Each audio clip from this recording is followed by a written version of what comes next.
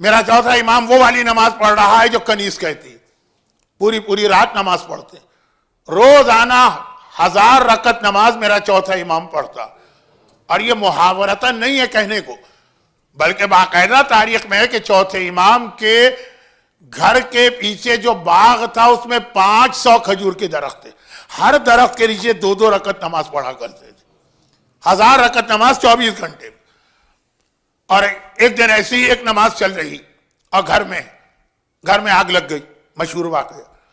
اور ایسے خطرناک آگ کہ سارے گھر والے گھبرا کر بے چین ہو کر کہیں آگ لگ جائے تو کیا حالت ہوتی. فریاد کرتے ہوئے باہر آئے، غلام دوڑے دوڑے گئے، پانی لے کر آئے، پانی چھڑکا جا رہا ہے، آخر آگ بجھ گئی. جب آگ بجھ گئی تو گھر والے واپس آئے.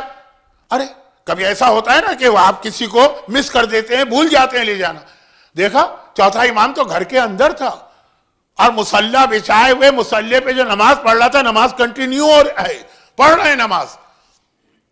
یہ تو خیر جو ہوا سو ہوا، جیسے ہی نماز ختم کی سلام پھیر کے امام نے چاروں طرف دیکھا اور ایک سوال کیا بہت حیران ہو کر، یہ دیواریں جل گئیں، یہ دروازے جل گئے، کھڑکیاں جل گئیں، یا چھت جل گئی، ہوا کیا؟ اب تو اور حیرت بڑھ گئی کہ سوال تو بتا رہا ہے کہ چوتھے امام کو پتہ ہی نہیں چلا کیا ہوا. ہم تو سمجھ رہے تھے کہ پتہ چلا، لیکن نماز میں اللہ کی نماز امام نے نہیں توڑی. جملہ تو بتا رہا ہے کہ نماز پتہ ہی نہیں چلا کہ آگ لگ گئی. یہ دیوار، یہ دروازہ، یہ کھڑکی، یہ چھت. گھر والوں نے کہا مولا اتنی زبردست آگ لگی، سارا محلہ گھبرایا آیا، آپ کو پتہ ہی نہیں چلا. آخر یہ آگ کیوں احساس نہیں ہوا؟ کہا جہنم کی آگ کے ڈر نے دنیا کی آگ کا خوف میرے دل سے نکال دیا. یہ امام فرما رہے ہیں اپنے لیے، جہنم کی کوئی حیثیت ہے امام کے سامنے؟ قسیم جنت نار کا قسیم جنت و نار بیٹا ہے یہ ہمارے اور آپ کے لیے. جہنم ہے کوئی چیز اور جہنم کی آگ بھی کوئی چیز ہے. یہ واقعہ ایک. دوسرا واقعہ وہ جو ابھی تھوڑی دیر پہلے جملہ میں نے کہا کہ اپنے باغ میں کھجور کے 500 درختوں میں سے ہر درخت کے نیچے 2 رکعت نماز پڑھتے ہیں. نماز پڑھ رہے ہیں، شام کا وقت ہے. امام کا ایک بیٹا، بہت مشہور واقعہ ہے اس لیے میں مختصر کر رہا ہوں. بعض لوگوں نے کہا کہ بعض علماء نے لکھا کہ یہ 5ویں امام تھے، بعض نے نام نہیں لکھا. باغ میں کھیل رہے ہیں، امام کے وہ صاحبزادے، وہ فرزند، وہ بیٹا، جو بھی نام، کھیلتے کھیلتے.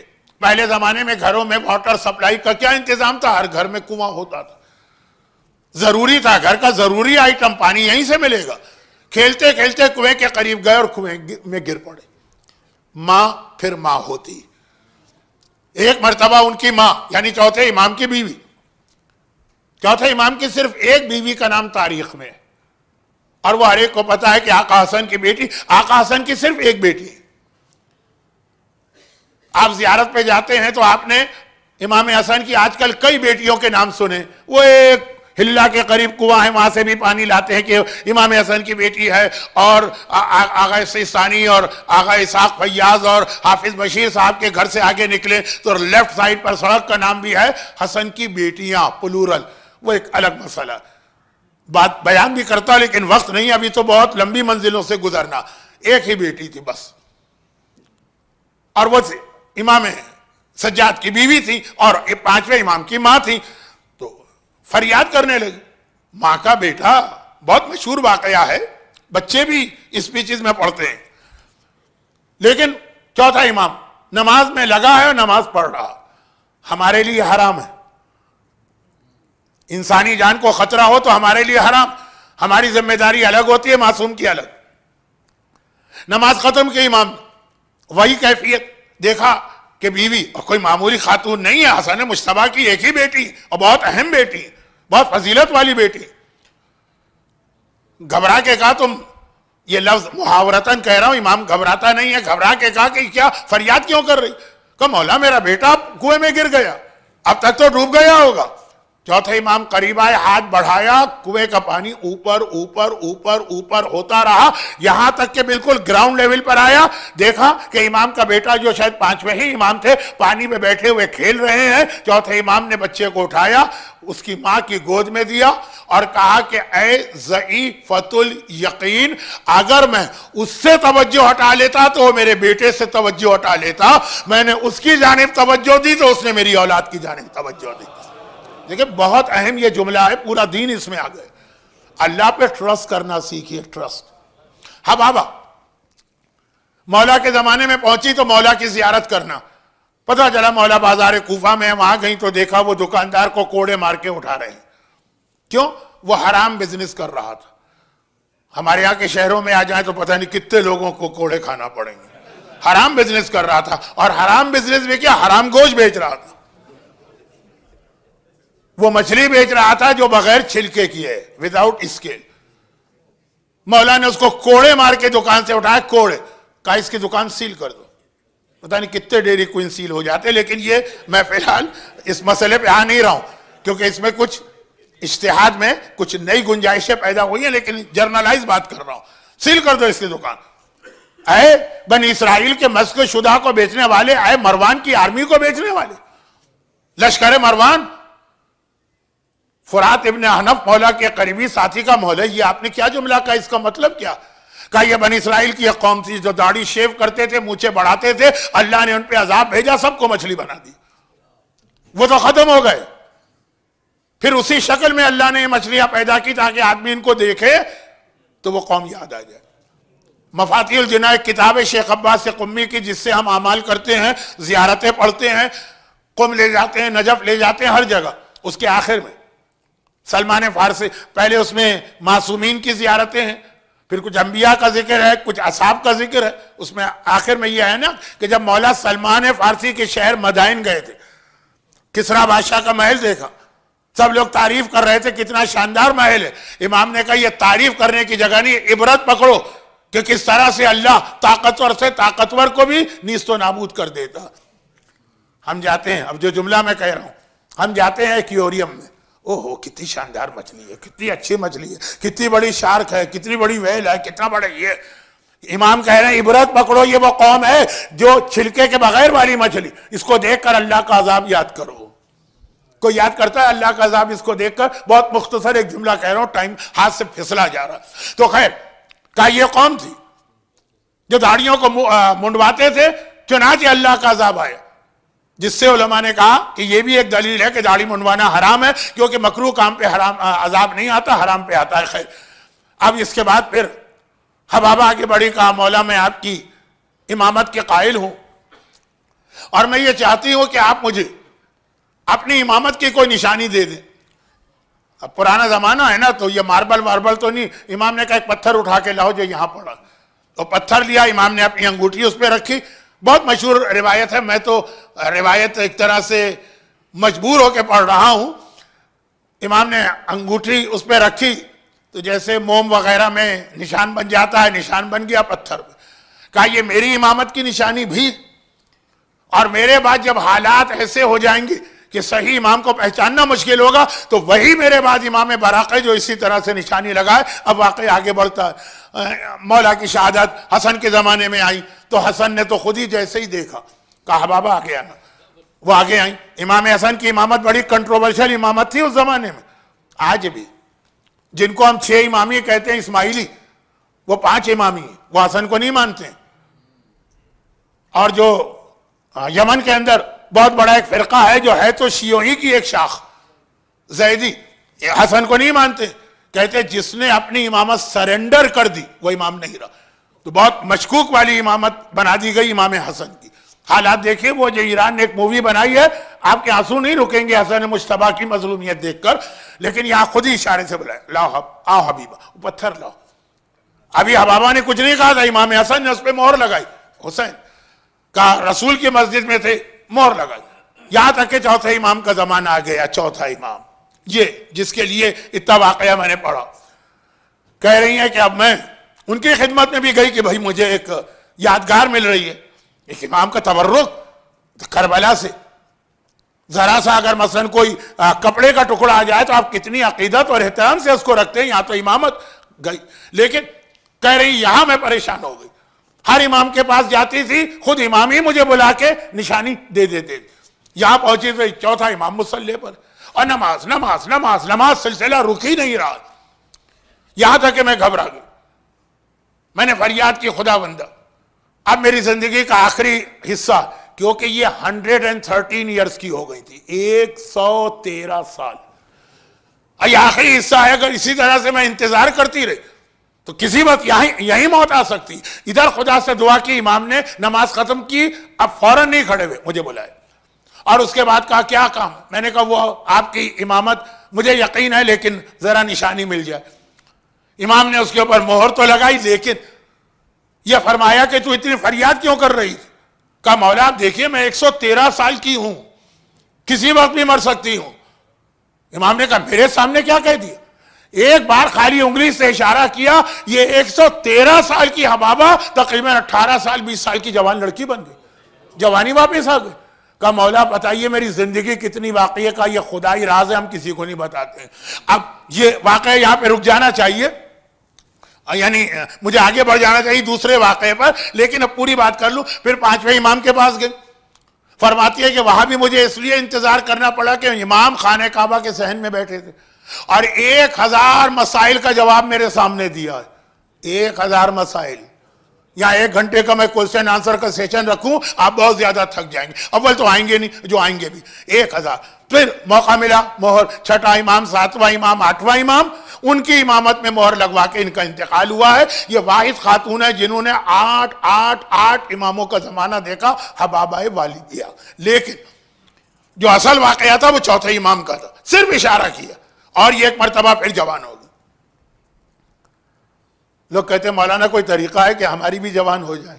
چلے وہ بعد میں پوچھئے, شہادت کے مجلس میں نہیں پوچھئے گا, کسی اور مجلس میں پوچھئے گا. آگے بڑھئے. وہ بہت ہی مشہور واقعہ ہے ابو خالد کابلی. اللہ کرے یہ جملہ مجھے نہ کہنا پڑے کہ آئی ایم پریٹی شیور کہ 50% مجمع نے نام ہی نہیں سنا.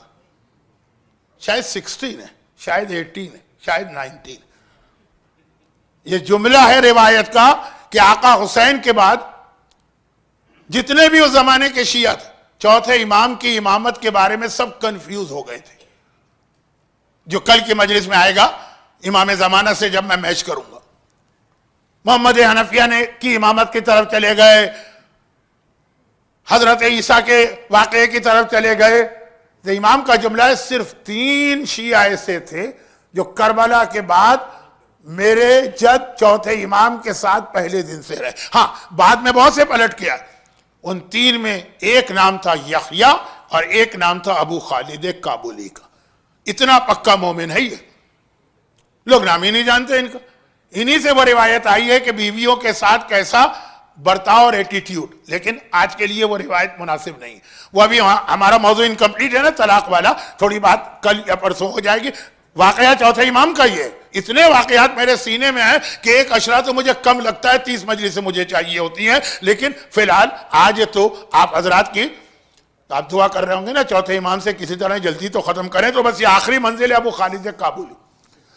کہنے لگے مولا مجھے بہت عرصہ ہو گیا اپنے وطن سے نکلے ہوئے, مجھے ماں بہت یاد آ رہی ہے, ماں سے ملنا اور گھر والوں سے ملنا, میں جا رہا ہوں. امام نے فرمایا تم میرے اتنے قریبی صحابی ہو, اتنی تم نے میری خدمت کی, میں تمہیں کچھ گفٹ دینا چاہتا ہوں, لیکن آج کل حالات ایسے ہیں کہ میرے گھر میں کچھ نہیں. یہ وہ جو موتیوں والا واقعہ ہے نا, وہ مچھلی کے پیٹ سے موتی نکلے, اس میں بھی یہی جملہ تھا نا امام کا. میں یہ سمجھ کے بات کر رہا ہوں کہ مشہور واقعات بچے کو معلوم ہے. تو خیر وہ تو چھوڑیے موتی والا واقعہ, یہ والا واقعہ. ابو خالد نے گھبرا کے کہا مولا یہ آپ نے کیا فرما دیا؟ بس آپ کی دعائیں میرے لیے کافی ہیں, آپ کی نظر عنایت کافی ہے, دولت دنیا لے کے کیا کروں گا؟ کہا کہ نہیں, ہماری ذمہ داری کہ اپنے چاہنے والوں کی ان مسائل کو بھی حل کریں. اسی لیے ہم کو امام کے نام پہ سب کچھ ملتا ہے. خالی وہ آخرت نہیں دلواتے, وہ ہمیں دنیا بھی دلواتے ہیں. کہا تو ایک کام کرو, کل ملک شام بہت مشہور واقعہ ہے لیکن مجھے نہیں پتا مشہور ہے کہ نہیں. کل ملک شام کا ایک ملینر مدینے آ رہا, اور اس لیے مدینے آ رہا ہے کہ اس کی بچی بہت بیمار ہے اور اسے بہت محبت ہے اپنی بچی سے. اس نے ساری دنیا میں, اس زمانے میں جو دنیا تھی, ہر جگہ گھوم پھر کے اپنی بچی کا علاج کرانا چاہا, اس کی بچی ٹھیک نہیں ہوئی. تب وہ آخر میں مدینے آ رہا ہے, کل آئے گا وہ. اور مسئلہ یہ ہے کہ اس کی بچی بیمار نہیں ہے, اس پر ایک جن آ گیا. اب ان واقعات سے کچھ لوگ غلط بھی فائدہ اٹھاتے ہیں. کوئی جن ون نہیں آتا ہے لیکن لوگوں کو الو بنا کے پیسے لیتے ہیں, بعض اوقات خود ہی آ جاتے ہیں, لیکن وہ پھر ایک الگ سبجیکٹ ہو جائے گا, آج رات کے لیے مناسب نہیں ہے. امام نے کہا اس بچی پر ایک جن آ گیا. چنانچہ سارے ڈاکٹر, سارے طبیب وہ علاج کر رہے ہیں, فائدہ ہی نہیں, کوئی فزیکل پرابلم تو ہے ہی نہیں اس کا. تو تم ایسا کرنا کہ اس کے پاس جانا, وہ ملینر ہے, کتنا علاج پہ پیسہ خرچ کر چکا. بہت انٹرسٹنگ واقعہ ہے جنہوں نے نہیں سنا. تو اس کے باپ سے کہنا کہ میں اس کا علاج کروں گا لیکن 10,000 درہم دینا. وہ تو پتہ نہیں کتنے درہم خرچ کر چکا, بچی سے محبت بھی ہے اور وہ مان جائے گا. اور پھر اس بچی کے لیفٹ سائڈ اس کان میں یہ جملہ کہہ دینا کہ اے خبیث جن. یہ لفظ ہے امام کا, اے خبیث جن, اس بچی کو چھوڑ کے چلے جا اور خبردار واپس نہ آنا, یہ میرے آقا علی ابن الحسین نے تجھے حکم دیا. اور وہ جن چلا جائے گا. اب امام ابو خالد کابلی کو پورا واقعہ بتا رہے ہیں کل کیا ہوگا. جانے سے پہلے مجھ سے مل کے جانا, لیکن دیکھو ایک بات یاد رکھو, وہ آدمی وعدہ تو کر لے گا, بعد میں اپنے وعدے کو پورا نہیں کرے گا. یہ بھی میں ابھی سے بتا رہا ہوں. ابو خالد نے کہا نہیں مولا, میں آپ نے بتا دیا, اچھا کیا, میں پوری احتیاط کروں گا. آپ کیا کریں گے, آپ لائر کو رکھتے ہیں, آپ کانٹریکٹ سائن کراتے ہیں, آپ کیا کچھ کرتے ہیں. ابو خالد کہہ رہے ہیں ایسا ہی ہوا. اگلے دن ملینر جو بھی تھا اس زمانے کے اسٹینڈرڈ سے, وہ مدینے میں آیا, سب کو پتہ چل گیا, اتنا بڑا آدمی آیا. بھئی پارکنگ میں گاڑیاں آتی ہیں, عام گاڑیاں آتی ہیں, لیکن کوئی لمنگانی آ جائے, کوئی فراری آ جائے, کوئی ایسی جس کا نام بھی میری زبان پہ نہیں, سب دیکھتے ہیں کوئی آئے, بھئی کوئی آئے تو ہیں آج. تو یہ تو ملینر آیا, پورے مدینے کو پتہ چل گیا. مدینہ کتنا بڑا تھا, کتنی بار مجلسوں میں بتاؤں. ابو خالد اس کے پاس گئے اور کہا کہ تمہارا یہ پرابلم ہے. کہا ہاں, میں علاج کے لیے مدینے لایا ہوں, کہ ابھی تو دنیا بھر کے ڈاکٹر تو فیل ہو گئے ہیں, یہاں کے طبیب کو دیکھ لوں, پھر یہاں روضہ رسول ہے, دعا بھی کروں. کہا میں علاج کروں گا. پھر وہ ساری باتیں ہوئی. کہا 10,000 درہم میری فیس ہے, دینا پڑے گی. کا پکی بات, میری بیٹی کو صحت مل جائے, اس سے زیادہ کیا. اب وہ خالد کہتے ہیں میں نے ایسا ہی کیا کہ اس کے کان میں جا کے وہ جملہ جو امام نے فرمایا, بچی ٹھیک ہو گئی. اب جو ٹھیک ہو گئی تو وہ جو شامی تھا, شام کا رہنے والا, اب وہ ایک مرتبہ مکرنے لگا. 10,000 تو بہت بڑی رقم ہے. میں ایسے ڈاکٹرز کو جانتا ہوں کراچی میں, پرسنلی بات کر رہا ہوں. ان کے پاس بیمار آیا اور ایسا ہے کہ وہ ایک دوا یا ایک انجیکشن میں اس کو ٹھیک کر سکتے ہیں. 5 مہینے 6 مہینے اس کو وزٹ کراتے ہیں. میں نے پوچھا یہ بھائی ایک ایتھکس ہوتی ہے میڈیکل. کہا مولانا اگر ہم اس کو 5 منٹ میں ٹھیک کر دیں تو وہ ہماری فیس دے گا ہی نہیں, کہے گا اتنا سا کام تھا. 6 مہینے اس کو دوڑاؤ نا, آخر میں دوا وہی دوں گا جو آج دے سکتا ہوں, لیکن پھر جتنے بھی مانگوں گا کہے گا ہاں ورتھ ہے, واقعاً بڑی خطرناک بیماری تھی, 6 مہینے میں دور ہوئی ہے. تو یہ ہوتا ہے نا. اس نے دیکھا 1 منٹ میں اس نے ٹھیک کر دیا. جس کے لیے میں یورپ گیا, کیونکہ روم جو ہے نا سیریا وہ یورپ سے ملا ہے, ٹرکی گیا, رومن امپائر گیا, افریقہ گیا, سب جگہ گیا. اس نے 1 منٹ میں 10,000 تو بہت زیادہ, اور کچھ بھی دینے سے انکار کر دیا. درہم 2 درہم رکھ دیے. وہ کیا کریں گے لے کے. اب خالد واپس آ گئے. مولا جو آپ نے فرمایا تھا وہی ہوا, اور کہا ہوگا بھی یہی کہ وہ جن دوبارہ واپس آئے گا. دیکھنا وہ واپس آئے گا, اس لیے نہیں کہ اس نے پیسے نہیں دیے, بلکہ وہ تمہارا جملہ سن کے چلا گیا, واپس آئے گا. اور اس کا باپ پھر تمہیں ڈھونڈے گا. اب اس سے کہہ دینا کہ پہلے پیمنٹ. کہا تو اگر وہ کہہ دے کہ بھائی میں نے پیمنٹ کیا اور بیماری ٹھیک نہیں ہوئی تو کہا اچھا مجھے بھی نہیں دو. چوتھے امام کے پاس 10,000 رکھوا دو, اگر ٹھیک ہو گئی تو ان سے امانت لوں گا, ٹھیک نہیں ہوئی تو واپس لے جانا. تیسرے آدمی کے پاس, تھرڈ پارٹی کے پاس. اب جا کے اس بچی کے کان میں کہیں, اور یہی ہوا. اگلے دن وہ باپ بھاگا بھاگا دوڑا دوڑا آیا کہ ارے وہ تو دوبارہ بچی بیمار ہو گئی اور یہ سب کچھ کر رہی ہے. جو جن پر آتا ہے وہ لوگ کیا کرتے ہیں. تو چلو امام نے کہا تھا اب اس کے کان میں کہنا, اے خبیث جن, اس بچی پر سے چلا جا, یہ میرے آقا علی ابن الحسین کا حکم ہے. یہاں تک تو پچھلی دفعہ کا جملہ تھا. اور اب اگر واپس آیا تو میرا آقا کہتا ہے کہ میں اپنے نور سے تیرے نار یعنی آگ کو جلا کے راکھ کر دوں گا. پھر واپس نہیں آئے گا. اور یہی ہوا. ابو خالد کو 10,000 درہم امام نے دیے اور کہا تمہارا مسئلہ حل ہوا, اس بچی کا علاج ہوا, اب جاؤ اپنے گھر آرام سے. یہ ایک واقعہ. ابھی دیکھیے جمع کر رہا ہوں واقعہ, بس اب آخری واقعہ. اور اب جو واقعہ ہے وہ تو اتنا مشہور ہے, اتنا مشہور ہے کہ اشارہ کر دینا کافی ہے. پہلا واقعہ بہت مشہور تھا, گھر میں آگ لگی, اور یہ آخری واقعہ. لیکن چونکہ اس آخری واقعے میں جو میرا موضوع ہے اس کا بھی پیغام ہے, اور جو چوتھے امام کے مصائب ہیں اس کا بھی ربط مل جائے گا. تو اسی پہ بات آج ختم ہو رہی ہے, کل مزید کچھ باتیں عرض کروں گا. بہت مشہور واقعہ.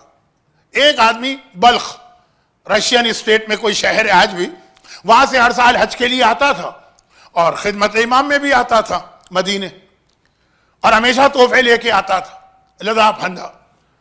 کئی سال ایسا رہا, بہت مشہور ہے نا, کہ جب ایک مرتبہ جب وہ واپس گیا تو اس کی بیوی نے کہا تم لدے پھندے اتنے تحفے لے کے جاتے ہو اور اپنے آقا و مولا کو دیتے ہو, انہوں نے آج تک تمہیں پلٹ کے کچھ نہیں دیے.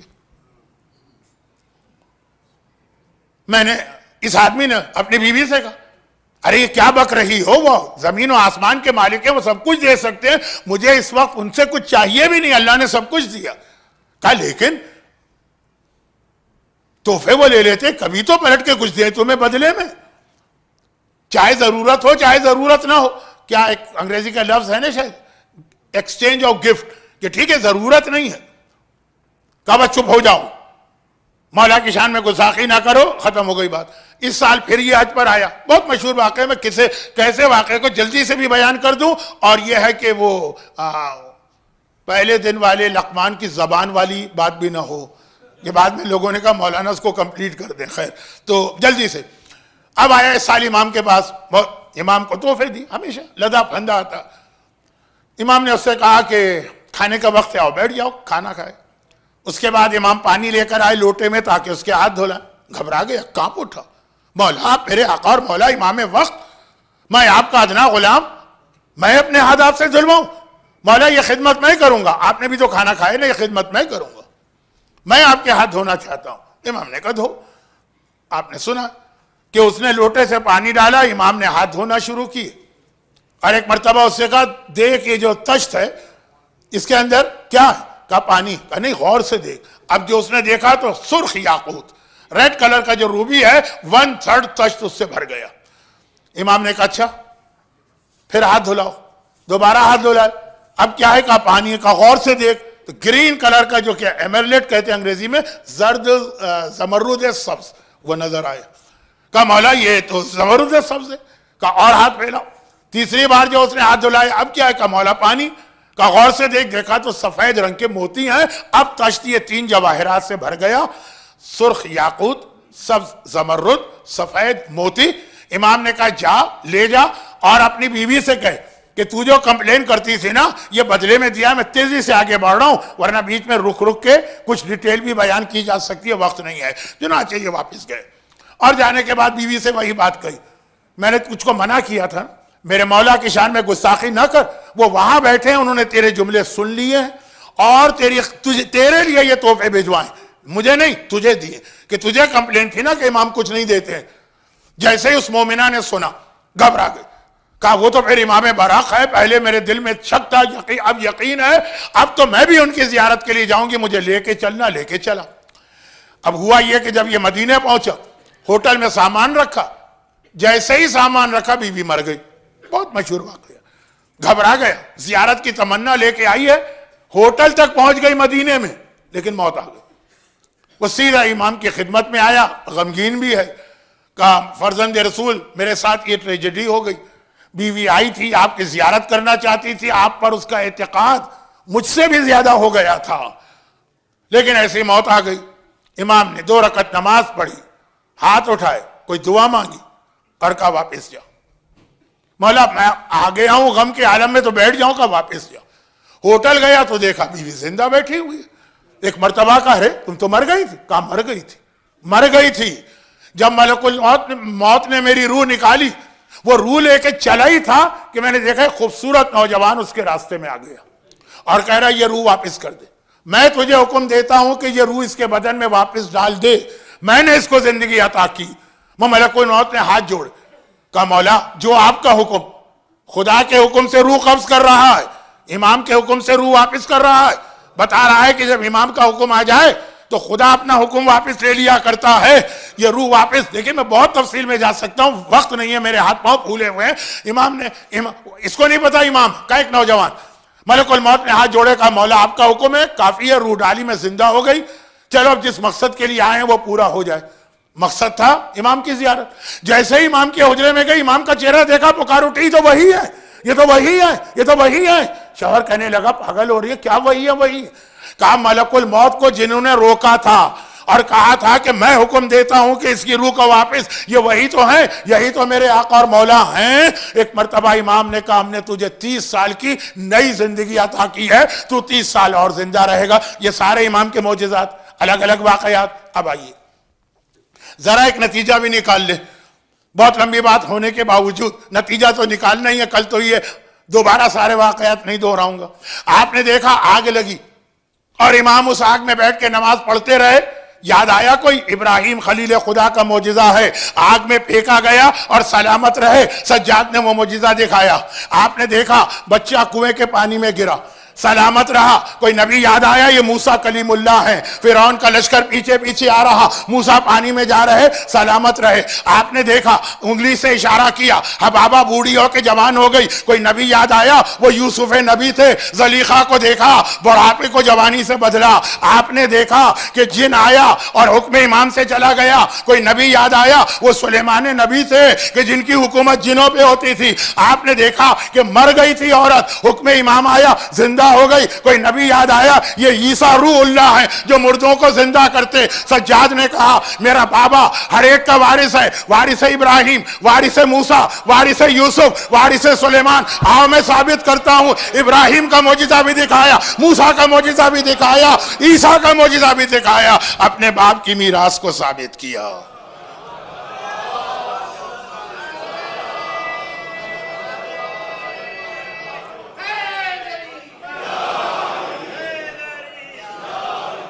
آتیتہ مواریث الانبیاء, تمام انبیاء کا وارث حسین ہے. وہاں دعویٰ تھا, سجاد نے دلیل دی. سارے مشہور واقعات, ایک نتیجہ نکال.